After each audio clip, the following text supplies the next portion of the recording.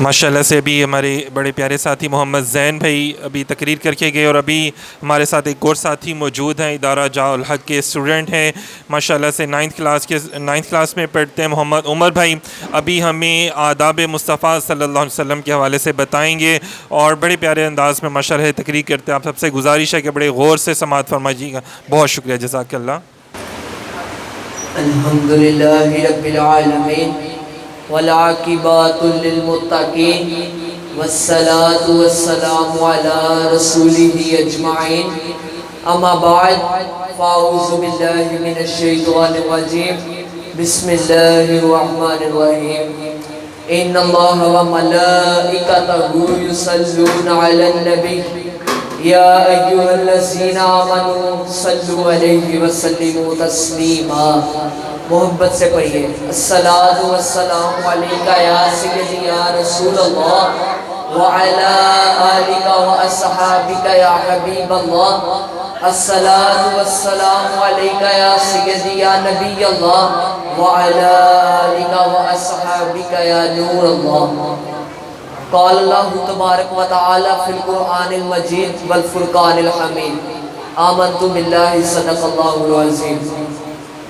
اللہ تعالیٰ کی حمد و ثنا اور پیارے نبی اکرم شفیع معظم کی بارگاہ اقدس میں درود و سلام کا نذرانہ پیش کرنے کے بعد، میرے محترم سامعین، استاد اکرام، السلام علیکم ورحمۃ اللہ وبرکاتہ۔ وعلیکم السلام ورحمۃ اللہ وبرکاتہ۔ حضرات ذی وقار، آج مجھے جس موضوع پر لب کشائی کرنے کا موقع ملا ہے وہ موضوع آداب مصطفیٰ صلی اللہ علیہ وآلہ وسلم۔ اللہ رب العزت کو اپنے حبیب صلاۃ والسلام کی بے ادبی پسند نہیں۔ حدیث شریف میں آتا ہے کہ ایک عیسائی حضور کا دشمن تھا، وہ جب حضور کا نام لیتا تو منہ ٹیڑھا کر لیتا، اللہ تبارک و تعالی نے اس کا منہ ہی ٹیڑھا کر دیا، بے ادبی کی سزا مل گئی۔ مولانا روم فرماتے ہیں ایک دن ابو جہل غصے میں آیا اور آتے ہی بے ادبی بیان کرنے لگا۔ حضور کے جمال کو دیکھ کر کہتا ہے، حضور آپ بنی ہاشم میں سب سے زیادہ بدصورت ہیں۔ حضور نے فرمایا، ابو جہل تو ٹھیک کہتا ہے۔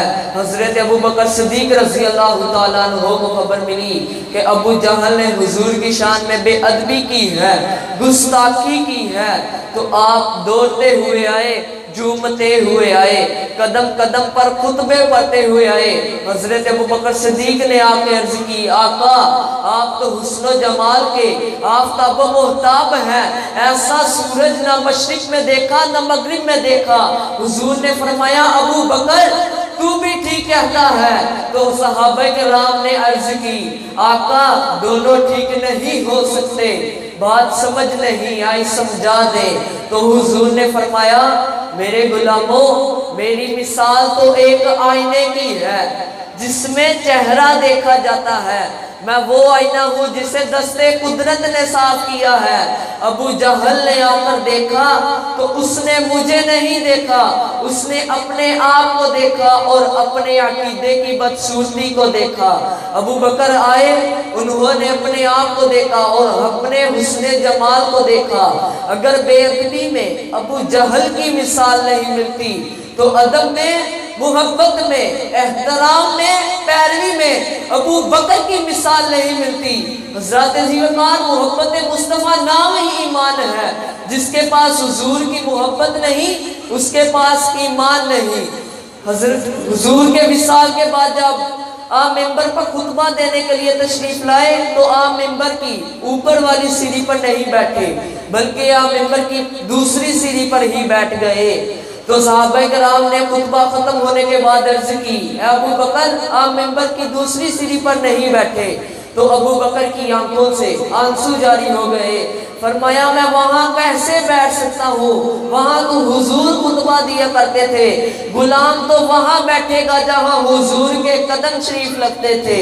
پھر آپ مصلی رسول پر نماز پڑھانے کے لیے تشریف لائے تو آپ وہاں کھڑے نہیں ہوئے جہاں حضور کھڑے ہوتے تھے، بلکہ آپ کا سجدے میں وہاں سر آتا جہاں حضور کے قدم لگتے تھے، جہاں حضور کے قدم شریف لگتے تھے۔ کتنا ادب ہے، کتنا احترام ہے، کتنی محبت ہے، کتنی پیروی ہے۔ جہاں حضور کے قدم لگ رہے تھے وہاں ابو بکر کی پیشانی لگ رہی تھی۔ ابو بکر کے وصال کے بعد جب فاروق اعظم نماز پڑھانے کے لیے تشریف لائے تو آپ وہاں کھڑے نہیں ہوئے جہاں ابو بکر نماز پڑھاتے تھے، بلکہ آپ کا سجدے میں وہاں سارا تھا جہاں ابو بکر کے قدم شریف لگتے تھے۔